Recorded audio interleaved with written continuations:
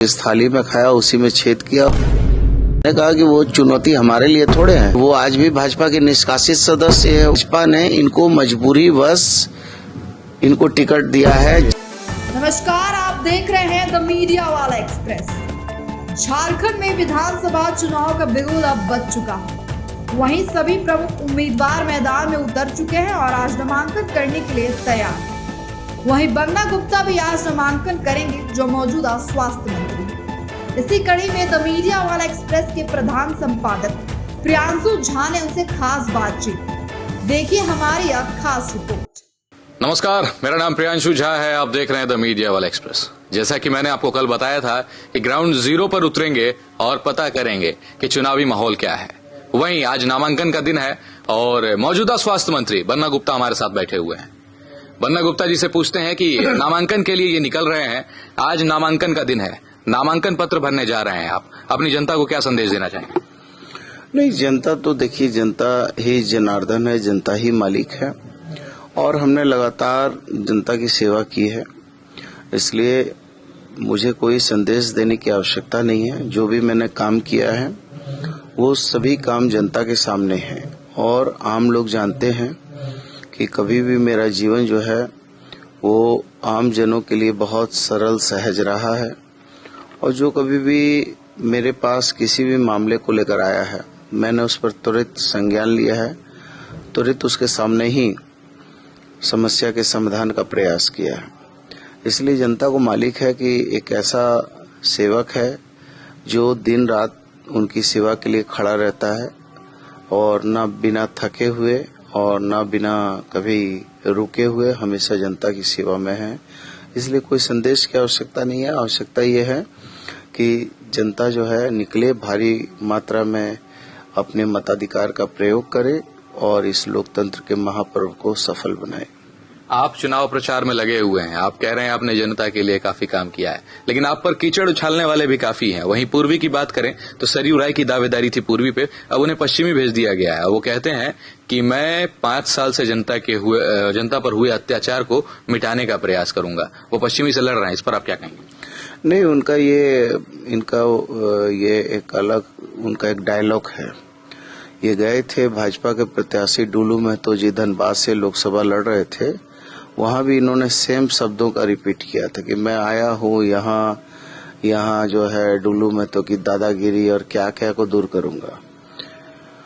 फिर ये चले गए थे चतरा, वहाँ कालीचरण जी थे भाजपा प्रत्याशी लोकसभा के, वो तो सीधे साधे आदमी हैं, उनके विरुद्ध भी ये चले गए थे। तो ये जो है भाजपा की सरकार, रघुवर जी की सरकार में 5 साल तक मंत्रिपरिषद में रहे और मंत्रिपरिषद का आनंद लिया और वहां भी भाजपा को रहकर भी जिस थाली में खाया उसी में छेद किया और उनको गलियाते रहे।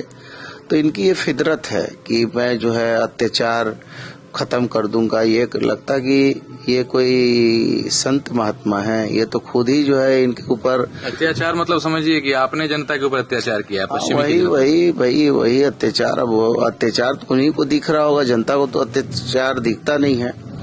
अब इन्होंने क्या क्या कुकर्म किए हैं वो छुपा हुआ नहीं है। इन पे कितने मुकदमे लंबित हैं उनसे पूछिए। हमारे ऊपर तो एक भी मुकदमा लंबित नहीं है, हमारे ऊपर एक भी मामला नहीं है। इनके ऊपर कितने मुकदमे लंबित हैं, कितने जो है कि मामले में इन पर चार्जशीट हो चुका है और इन्होंने गुमला से लेकर यहाँ तक क्या क्या कुकृत्य किए हैं वो सब जो है जनता जानती है। इसलिए ये सब एक नैरेटिव सेट करना है। सोकोल्ड ईमानदार और सोकोल्ड जो है भाग गए, यहाँ की जनता ने इनको यहाँ आशीर्वाद दिया, यहाँ से भाग के चले गए पूर्वी, फिर पूर्वी से भाग के यहाँ गए, यहाँ से भाग के चले जाएंगे कहीं। तो इनका कोई स्थायी पता होता नहीं है। तो आप अगर अभी जा रहे हैं नामांकन पत्र भरने और चुनाव के बाद अगर आप जीतते हैं, आपकी जीत होती है, तो अपनी जनता के लिए अगला सौगात क्या होगा? नहीं, जो अधूरे, पहले तो मेरा जो अधूरा काम है, मैंने जो फ्लाईओवर के लिए जो नींव रखा है और जो फ्लाईओवर का काम युद्ध स्तर पर चल रहा है, 471 करोड़ का ये फ्लाईओवर है। अब ये फ्लाईओवर को जनता को समर्पित करना है, इसका शिलान्यास किया है, इसका उद्घाटन करना है, जनता को समर्पित करना है। जो 751 बेड का अस्पताल का उद्घाटन भी किया और उसका शिलान्यास भी किया और उसको जो है कि उस अस्पताल को जो है पूरी तरीके से बेहतर तरीके से सुसज्जित करके जनता को समर्पित करना है। साक्षी में 434 करोड़ का हमने अस्पताल लाया है। वो अस्पताल निर्माणाधीन है, तेज गति में बन रहा है, उसको बनाकर जनता को समर्पित करना है। अभी लॉ यूनिवर्सिटी कोऑपरेटिव कॉलेज में लाया है 33 करोड़ रुपए का, उसको भी जनता को समर्पित करना है। तो बहुत सारे ऐसे काम हैं जो काम जनता को समर्पित करने हैं, वो पूर्व के काम हैं। वर्तमान में जो है कैसे शहर में विधि व्यवस्था अच्छी बनी रहे, इसके लिए हमने एक सर्वे कराया था जिसमें 400 जगह पर सीसीटीवी कैमरा को अधिष्ठापित करना है ताकि विधि व्यवस्था अच्छी हो। जो हमारी बहनें हैं उनको स्किल डेवलपमेंट करने के लिए जो है कैसे व्यवस्था होगी उसके लिए विचार करना है। जमशेदपुर में कैसे एजुकेशन हब बढ़िया तरीके से बने, उसी की कड़ी में ये लॉ यूनिवर्सिटी भी है। बहुत सारे काम ऐसे हैं जिनको नए करने हैं, पुराने कामों को पूरी तरीके से धरातल पे उतारना भी है। अच्छा, मैंने सुना है कि आप बयान दिए हैं कि सरयू राय को आप नहीं चाहते हैं कि इस उम्र में वो भाग दौड़ करें, ऐसा क्यों कहा आपने? नहीं, मैंने इस तरह की बात नहीं कही। मैंने ये कहा है कि कुछ लोग कह रहे थे कि जो है वो चुनौती है। हमने कहा कि वो चुनौती हमारे लिए थोड़े हैं, वो तो भारतीय जनता पार्टी के लिए चुनौती है। और वो आज भी भाजपा के निष्कासित सदस्य है। उनको आज भी भाजपा ने जो है उनके साथी अमरप्रीत काले जी को जो है भाजपा ने निष्कासन वापस कर लिया, लेकिन इनको निष्कासन आज तक वापस नहीं किया। तो ये तो निष्कासित सदस्य हैं।